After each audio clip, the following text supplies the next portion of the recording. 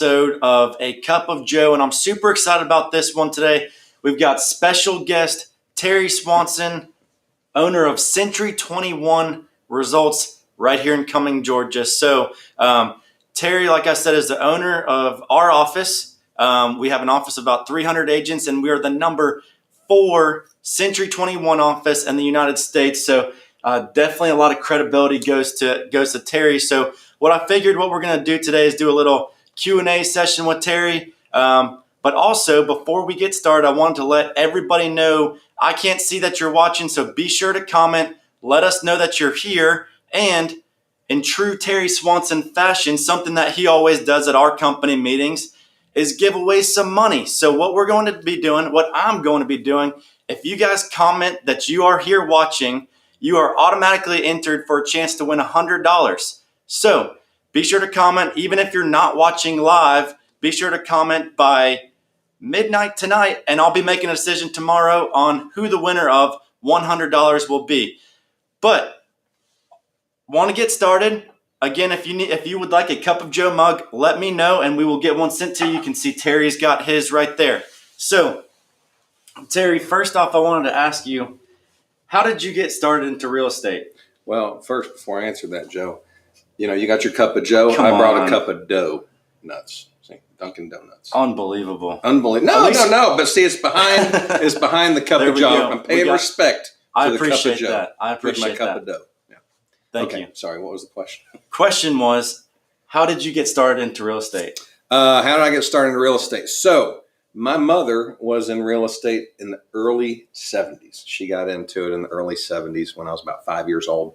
And watching her through now you got to remember this, you look at cycles of real estate and stuff. Back in the 80s, we went in the downturn and the interest rates were 18%. It's crazy. Can you imagine selling homes at 18%? My mother was in that, and I watched her struggle during that time. And I was like, there ain't no way in hell I want to do that. And she ended up becoming a brokerage. She did fine during the 80s, even in the 18% interest rate. My dad was in the mortgage business. I watched the two of them, and I'm like, you know what? I don't want to be in sales. I don't want to be in real estate. I went to school, and it took me 7 wonderful years of bartending in school to get through college, but I did. Yeah. And I'll never forget, in my mind, I was not going to get into sales, and sure as heck wasn't going to get into real estate. And I went and interviewed with a builder, Syntex Homes at the time, and the interview was horrible, but for whatever reason, they liked me, and they proceeded to say, hey, we want you to take it further. When I found out what their on-site agents were making, I was like, hey, you know what? I could really get into real estate sales. Mm-hmm. And I started off with the new home builder, Syntex Homes, who was a large national company at that time. Now they are part of Pulte. And so I got into it by mistake, not planned. Right. And then spent 6 years doing that before we opened up Results. And so really I got into it by mistake. But I can tell you, that's interesting. Looking back on that interview, there's no reason on this planet. If I were the guy that was interviewing me, I would have not pushed me any further. Yeah. And so I look back and go, wow, you know what? Had that interview and that person not happened in my life, we wouldn't be sitting here today. Right. And that's something that you bring up that is pretty interesting, because obviously you've been extremely successful in this business. That's why I'm having you on the show here today. But I think something you've told me before is if you combine your high school and your college GPA, what was that again? If you added them together. I got a 3.9.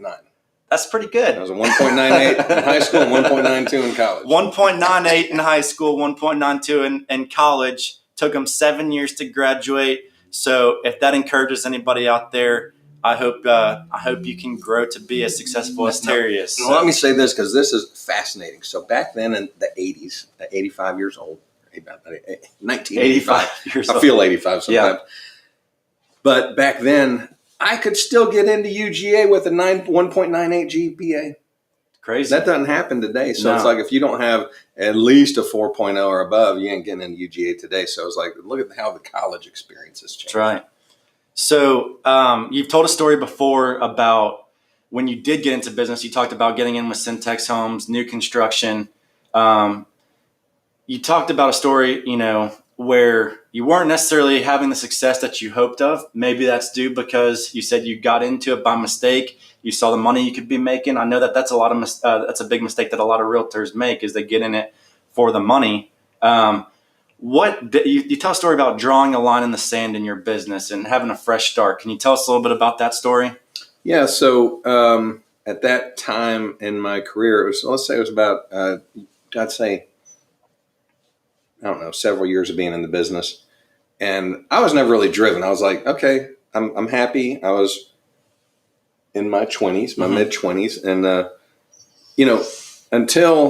and I was not really selling that much. I was making good money for the age that I was. And then one day my sales manager, Brenda Lee, who's still in the business today, she pulled me in her kitchen. She said, I want to have lunch with you.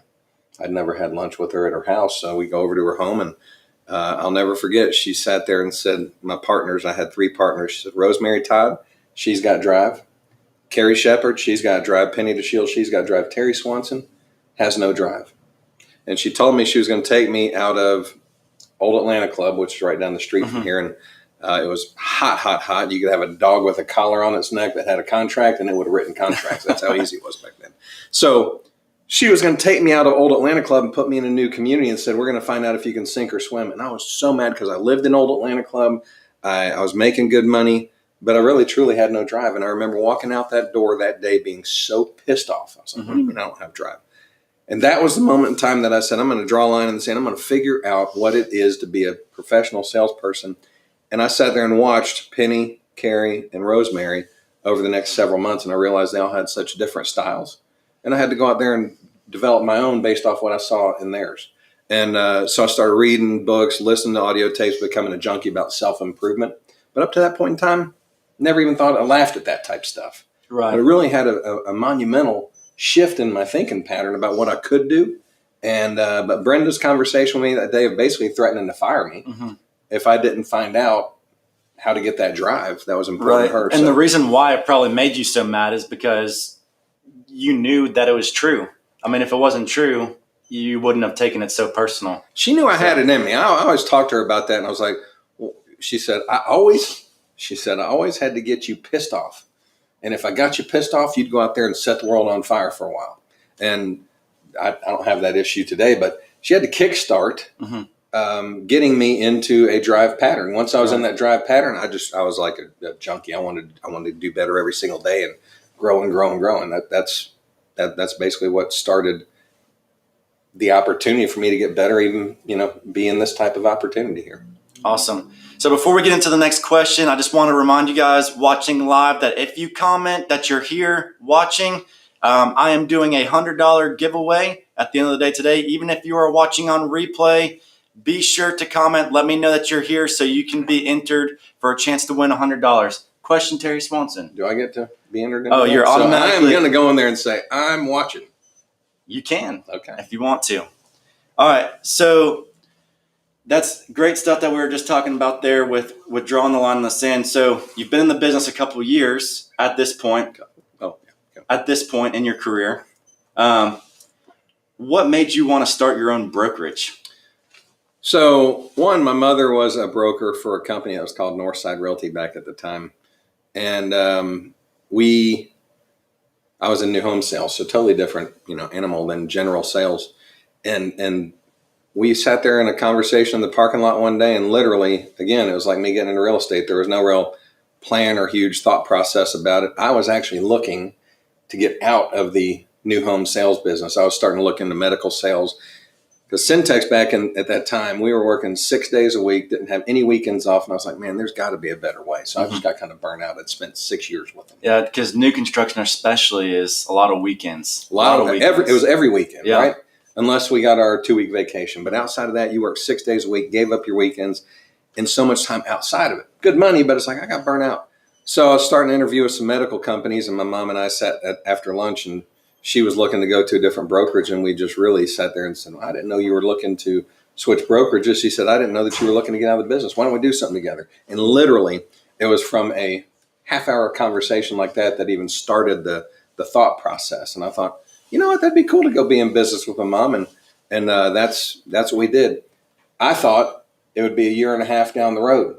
My mom called me about 2 weeks later and she said, I can't stop thinking about it. Yeah. I want to do it. And so it went from a year to a year and a half in my mind down to 3 months. Yeah. And that scared the hell out of me. But, the world of real estate's changed. You've got technology, which is such a huge thing out there. The expense of a brokerage, the teams that are out there today, it's like like what you're doing, Go with Joe. You're really a brokerage like it was when I was back in the day of getting started. We didn't have that many brokerages out there. The models were all pretty much the same. So I was like, I want to do something different. We started off going flexible commissions. That was our big thing. I didn't want to say 4% or, Right. It was flexible commissions, right?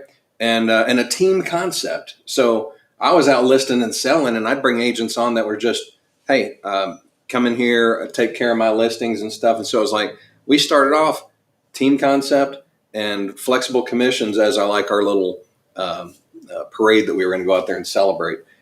Since that time, it's like, how we operate in here. Yeah. It is kind of like still more like a team environment of link into what we've got and work it well. So teams, technology, and expenses have really changed a lot of what brokerages are today. And it's pretty crazy to think that you were about to get out of the business into the medical field, and then you're like, oh, I'm going to start my own brokerage. And you ever look back on that and think about how far you've come?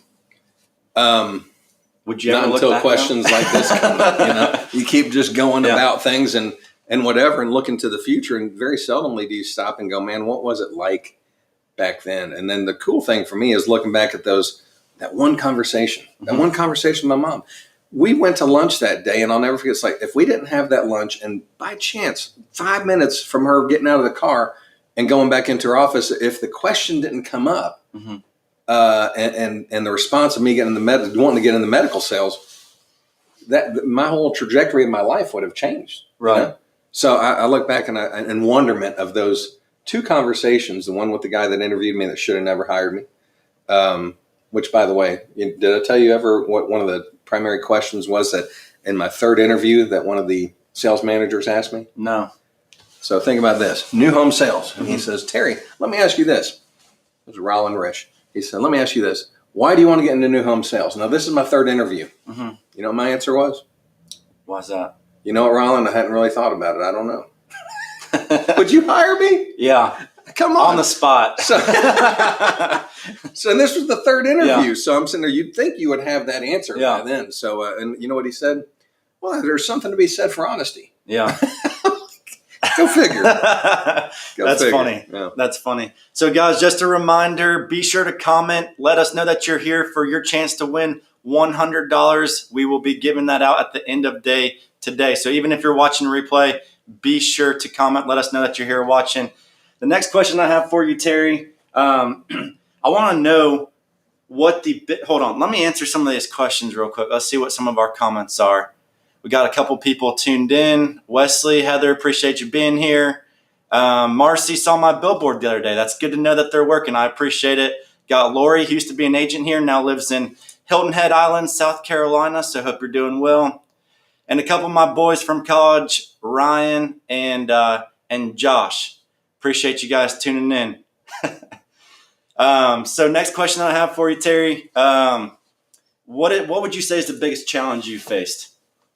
Maybe there's a couple, right? Yeah. So one, the history of the company, we've been through 3 office fires, right? 3? 3. So you texted me about this yesterday, that you said 3 office fires. Now, I knew of 1 office fire, but I didn't know that we had 3 office fires. Yeah. So a year and a half into the business, right? And all of a sudden at 4 a.m. I'm getting these calls, and it was the fire department, and they were at our office. Our office had been struck by lightning. Mm-hmm. So first office fire, act of God, struck by lightning, right? Lightning hit the building, a lot of smoke damage. In this building, I got to tell you, the first office was this Ramblin' Ranch that had been moved from Brookhaven out to Cumming. It was it was terrible looking, but we loved it. Oh, this is going to be great. 7-foot tall ceilings that had wavy sheetrock in it. So lightning hit it. We said, hey, we're going to get all new sheetrock. It was the same structure and everything. But it took about a year and a half for that to kind of come through. So we're getting to the finishing stages. And we're about a month and a half out from getting in. We're excited. And I'll be damned, the plumber that was in there didn't wet the wood down. Apparently when they soldered the lines together, they got to go wet the wood. It was real windy that day. And I got a call from one of my clients. She said, she was at the gas station next door. She said, I just got to tell you this. I don't know what's going on, but there's smoke all around your building and stuff. Well, by the time I got over there, it was just like a huge. And this is right when you're getting ready to move. Month and a half from getting back in the office after having it. So, the first time. At that time, it was like, oh my God, how much worse can it get? But we played off that. We still had our sign out in the front. So we were putting humorous, man, the market's really hot and, stuff like that. So we turned the negative into a positive, and we got a lot of people laughing at our signs and stuff. So we went, let's go ahead and keep this going. The third office fire, so that burned down. We had to have a whole new building, whole other year of construction and stuff. I didn't know about those two. I think this is the third one. The third one is the one I only knew about. The squirrel? I don't know. I just knew it was at this office over here at Sharon Road. So it was Memorial Day weekend. Yeah. I'm down in Destin, and I'm getting these calls at 7 a.m. I pick them up. It's Jennifer Hodge. She was at the office on a Sunday at 7 a.m. on Memorial Day weekend. I'm like, what the hell's going on? Well, apparently a squirrel had bitten into the transformer box. Transformer box was 40 feet away from our office. This squirrel bites into the transformer box, blows up, explodes, becomes a flaming ball of mass, goes and hits our building. Thud. Jennifer hears the thud. Falls in 1.5 feet of pine straw. Now, you can't make this stuff up. Falls in 1.5 feet of pine straw and starts burning the siding. Fortunately, Jennifer Hodge was there. Otherwise, we'd had a whole other burn down of the whole building. So 3 office fires, and we persevered through them. They were very interesting and entertaining. But the biggest thing I went through was 3.5-year divorce, the downturn in the market, and our top team leaving at that time, all in the exact same day. I had that experience of dealing with all 3 of those. That was probably the biggest point in my time where it almost crushed me. I felt so much pressure, and I had on my chest, and I was like, "Oh my God, if you're going to take me now." Yeah, that's a lot. It was unbelievable, and that was in all the uncertainty that was going on in that 2008-9 timeframe.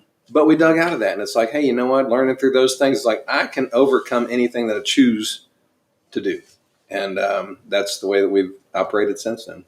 Which probably has something to do with the answer for my next question, which we talked about previously, that Terry's the owner of Century 21 Results, which is we've got about 300 agents in our office, probably just over 300 agents in our office. 310, he corrected me. And we're the number 4 Century 21 office in the United States, which is incredible accomplishment with such a large global brand like Century 21. So what do you think separates you from the majority of brokers out there? The corny answer is the true answer. It's like working with people like yourself that we can link in together and, help each other. I learn from you guys, and hopefully I bring value to the table, and the staff in here. The staff is probably the most important thing, that when you walk in the door in here, that that's all about the agents, right? Right. So can I stop you right there for a second though? Because when I was writing this question, I knew that was going to be your answer, because you are a pretty selfless guy, Terry. You're always going to give the agent all the credits. You have a very agent focused office, and that's something that I appreciate about being here. But the truth is that what I was really hoping to get down to is these agents wouldn't be here if you weren't doing something right. So what do you feel like you do differently than most brokers specifically out there? Well, I'm into the business. So it's like I'm probably more in the business than what most brokers are out there, to be real. And I get up and I'm grateful every day. I had an agent, I think this might be part of it. I had an agent the other day who was in the process of going, you know what, put me on pause of getting any online leads. I can't take it anymore. It's too frustrating out there. I'm dealing with too many buyers. I psychologically just need a break, right? So she came on in a meeting online and she said, Terry, I got a question for you. How do you stay positive every single day? It's not possible for me. And I think that's probably part of it. Is I don't come in, if I'm having a bad day, you typically don't know it. You might in the sideline conversation, but the persona I try to put out there is upbeat. I want to have good energy in the office. That's definitely important great to energy me here in this office. And some days I don't want to go in and run a sales meeting, but I got to get up and fake it, right? because I know that is the thing that drives things, is the energy that's in here, and I got to deliver it and stay high, even if I'm feeling low. So I think that's probably part of what is gotten out. I got to say, the energy here in this office, Terry, creates an unbelievable environment, a great atmosphere for all the agents to be working here. Really keeps us all motivated, and it looks like Rhonda G agrees with you. She says Terry rocks. ... Not much enthusiasm there, but Terry rocks. Rocks though, from Rhonda, I'll take that all day long. Thank you, Rhonda. Awesome. So the last question I have for you, Terry, is if you were to tell or give advice to a brand new real estate agent, somebody that's just getting into the business. What year did you get into the business? 92. 1992. Man, I was born in 1994. Wow. Thanks, man. So if you were to give one piece of advice to Terry Swanson, just getting his real estate license, brand new in 1992, what advice would you give? So I think one of the things that people get confused by is commission charges, right? And what does a broker take versus give to the agents? And the problem in that I see is you might go select, hey, I'm going to make more money over here because I'm going to get a higher percentage. But you're not going to get the service. You're not going to get the backing, the roadways to success. The value. Yeah. And so don't chase, especially in the beginning, don't chase the higher splits. Chase what's going to get you the best foundation, right? And have the best true support team that's going to help you through the challenges that everyone's going to face out there. I don't care if you are socially connected to 4,000 people that think you're a rock star. You're going to have challenges in those first couple of years. Get with a brokerage that provides the best value, service, and has the staff to help get you through those moments. And I'm not saying that because we offer those things. I'm saying that because I see that all the time, and you got all these fee-based brokerages and stuff. I think that's the worst thing an agent can go link into to start their career. I just do. 100% agree.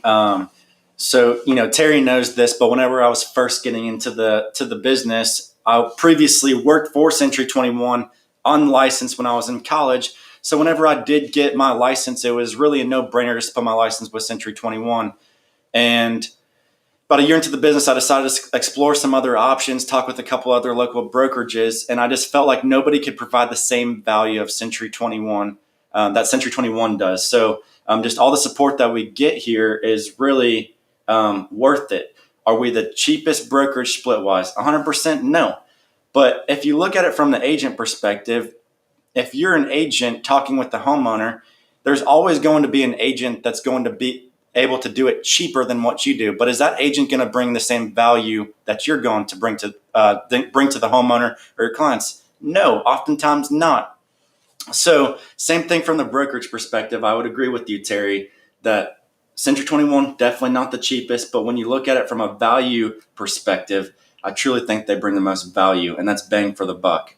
Yeah, I truly look at it and go, what can I provide and do for an agent that is either costly or requires management, hire and fire, and all those things? If I can help bring people to you that are great quality people and you don't have to worry about that stuff, that's important to me.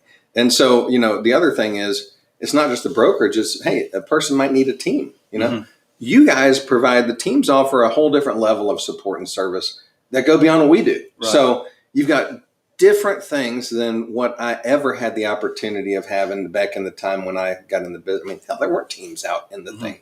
There were not teams in real estate.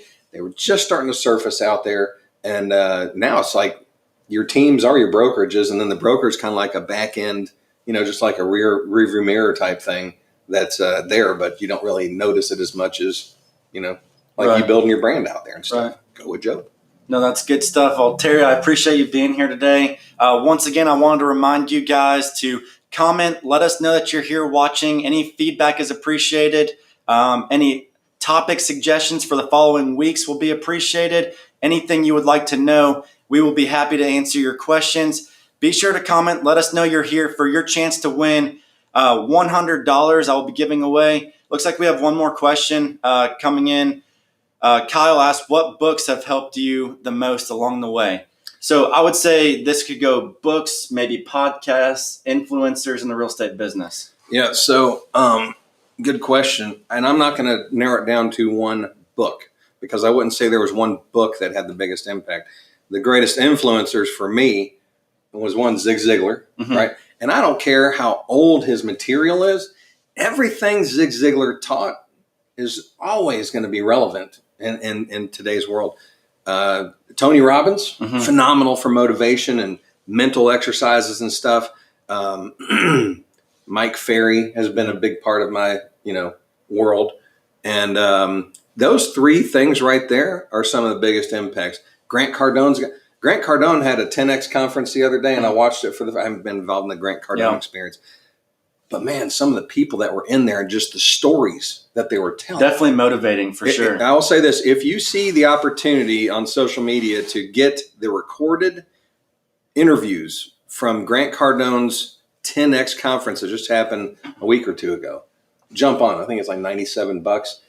Best stories you could hear. And there's a dude from Atlanta here that grew, he's a billionaire, and grew from sleeping on people's couches and stuff and having a connection point. One person changed his whole trajectory of his world. Right. That's the type of stuff that people need to hear, focus on. It's not one book. It's deciding to get into a pattern of wanting to do better for yourself. And if you do that, you're not going to go find one book. You're going to go, let me find different people that can help influence me, and what are the lessons I can learn from them to make myself better. And that's taking a little bit from each person, putting your own spin on things. And that's definitely something that I try to do, because my philosophy is if I'm learning from one person, if I'm only learning from one person, and I can never be better than that one person because I'm always going to be following their footsteps. So what I like to do is take little bits and pieces from everybody that I learned from, putting my own spin on things to be the best that I can. Absolutely. So again, appreciate you guys being here. Filmed live every Wednesday at 8 a.m. for A Cup of Joe. We will see you guys next week.